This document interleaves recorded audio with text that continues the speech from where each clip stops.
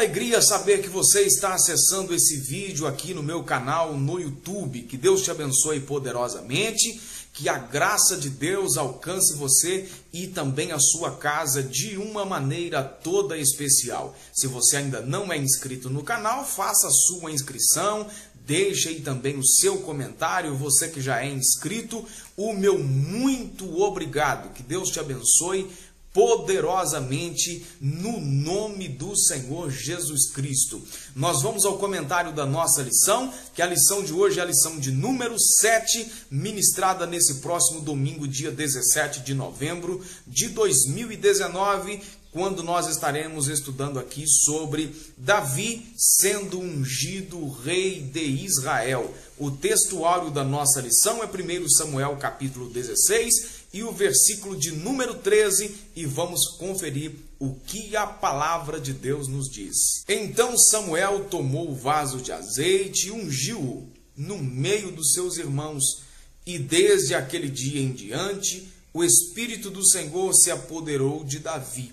Então Samuel se levantou e se tornou a Ramá. Para melhor compreensão do assunto, você deve ler o texto que foi separado como leitura bíblica em classe no primeiro livro do profeta Samuel, no capítulo 16 e o versículo de 1 até o versículo de número 13. Com certeza você vai ter uma compreensão melhor do assunto que nós estamos estudando. Tudo quanto nós formos fazer na obra de Deus, no reino de Deus, nós precisamos da direção do Espírito Santo na nossa vida. Nós precisamos de buscar ao Senhor, para que o Senhor nos oriente, para que o Senhor nos dê capacidade, para que o Senhor nos dê condições de executar com excelência a tarefa que nos foi proporcionada.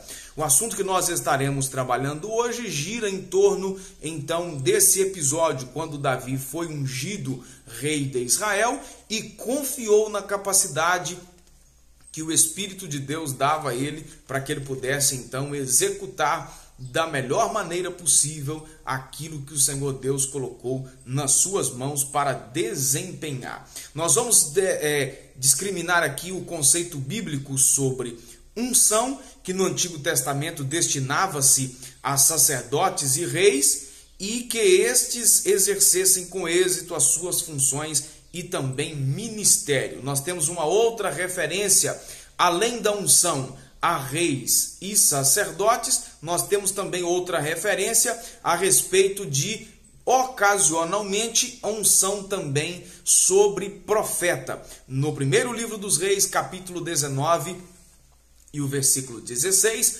quando Deus mandou que Elias fizesse isso, ungisse então um outro profeta que continuaria a sua missão, o seu ministério, que nesse caso tratava-se da pessoa de Eliseu.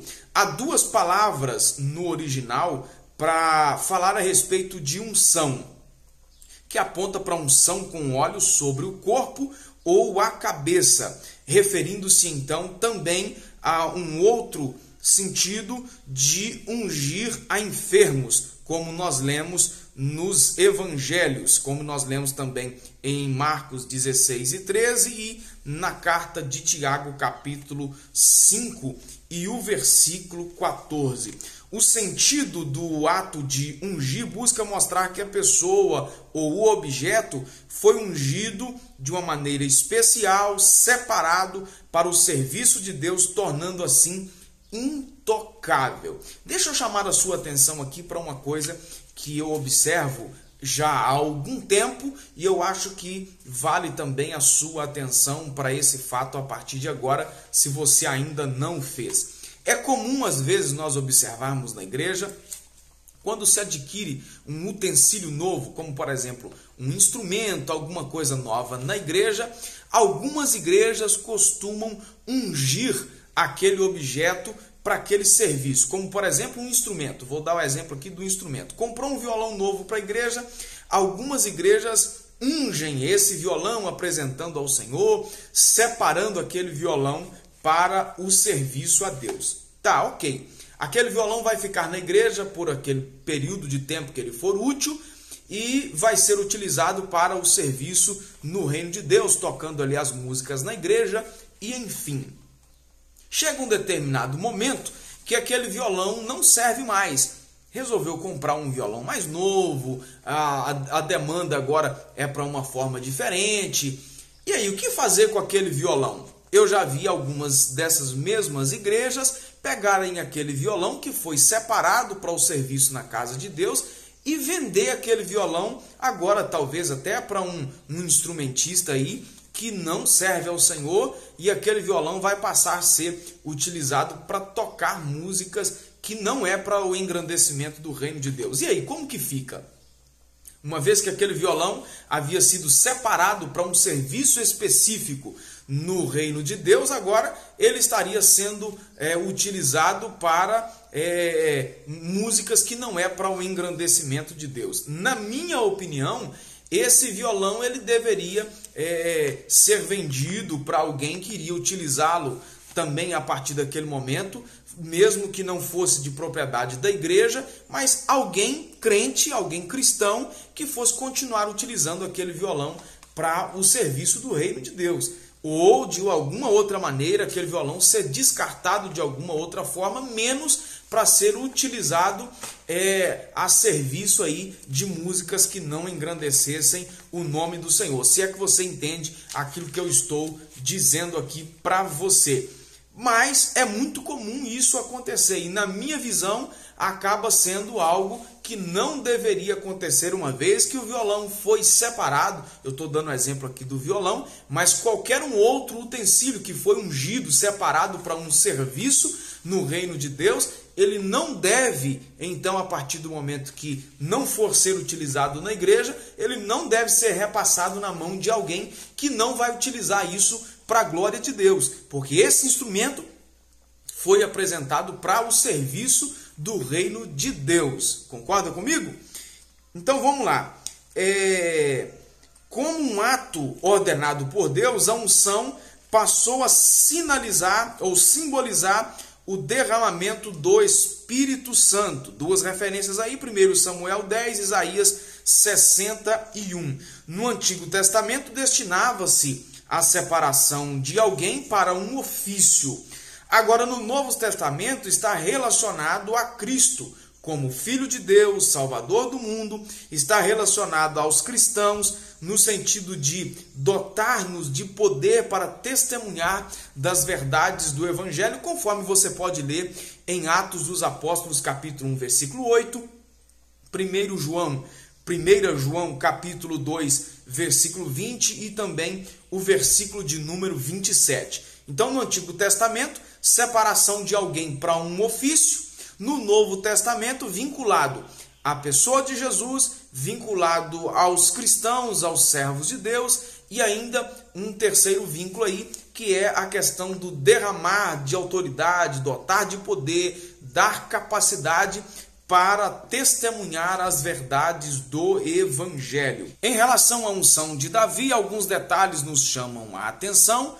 Quando Samuel foi usado por Deus para fazer esta unção a Davi, ao novo rei que iria governar a nação de Israel. A gente sabe que Samuel tinha um sentimento especial por Saul, ele gostava muito de Saul, mas agora Saul havia sido rejeitado por Deus para governar a nação de Israel devido aos seus pecados. Ele não poderia continuar.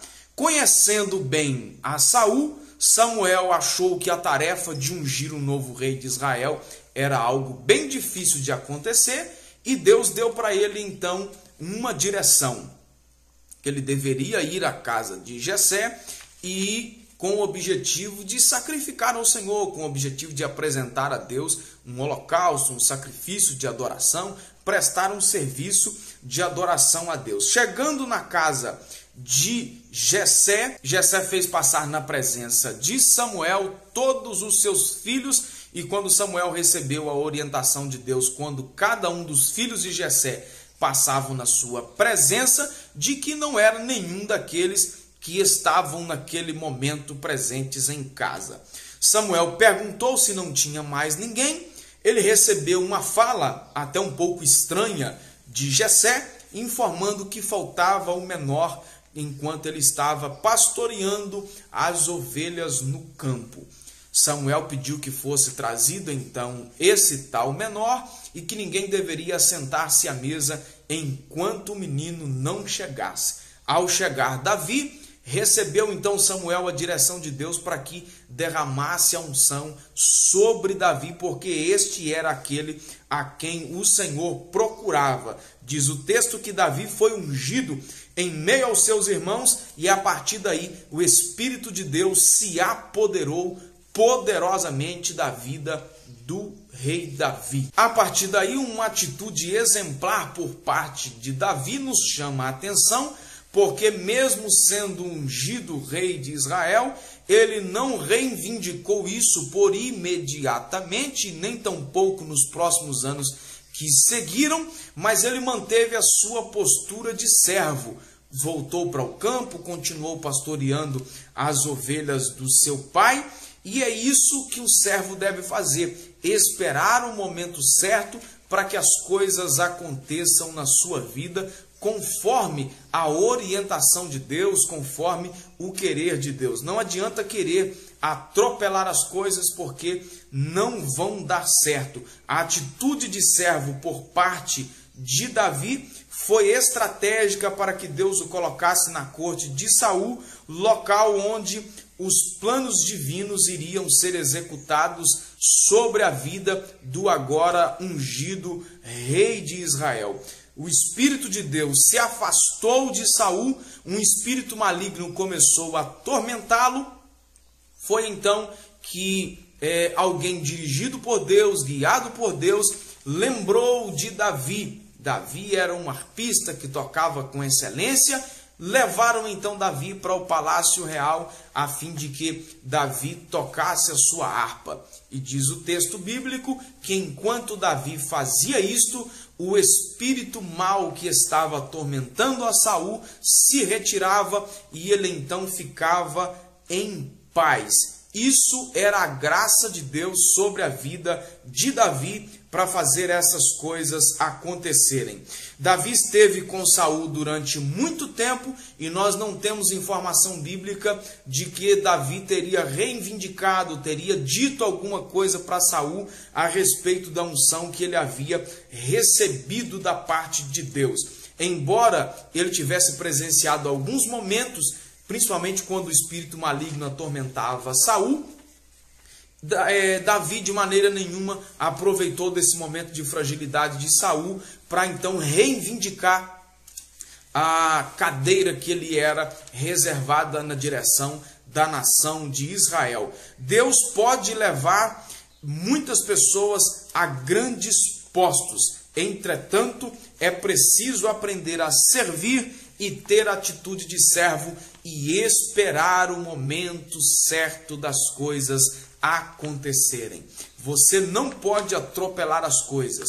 Você deve esperar o tempo certo, porque no tempo certo as coisas vão fluir naturalmente. Eu costumo dizer que o sobrenatural de Deus acontece na nossa vida de maneira natural, portanto é preciso sabermos esperar esse momento certo para agirmos, o momento certo para ocupar aquilo que Deus tem reservado para as nossas vidas. Precisamos encarar as nossas batalhas também com esse mesmo pensamento. O nosso Deus é poderoso, infinitamente grande, para nos abençoar e nos dar capacidade para encararmos os gigantes que surgem à nossa frente. Todos os dias somos desafiados. Às vezes pensamos que não terá como obtermos a vitória. Às vezes somos desafiados além dos nossos limites, mas Deus é poderoso para nos dar vitória independente do tamanho do gigante que se levanta contra nós. Nós precisamos encarar os nossos gigantes e vencê-los para a glória de Deus. Eu quero acreditar que Deus está te dando uma estratégia certa para você vencer os gigantes que estão lhe desafiando. Deus procura homens e mulheres que estejam dispostos a serem usados por Ele, homens e mulheres que estejam passivos à ação dele na sua vida. Ele conta não apenas com posição física, ele conta não com aparência, ele não conta com formação intelectual, ele conta apenas com a disposição. Tudo isso é importante você se formar, você se preparar, mas Deus está à procura de alguém que esteja disponível para a realização de uma grande obra. Que Deus te abençoe poderosamente e que Deus ache em mim e em você pessoas que estejam disponíveis para o seu grande agir, o seu executar na nossa vida. Deus te abençoe poderosamente. Obrigado você que tem assistido o meu vídeo. Não deixe de compartilhar nas suas redes sociais. Fique na graça e na paz e até o nosso próximo vídeo, se Deus assim nos permitir. Um forte abraço. Até lá.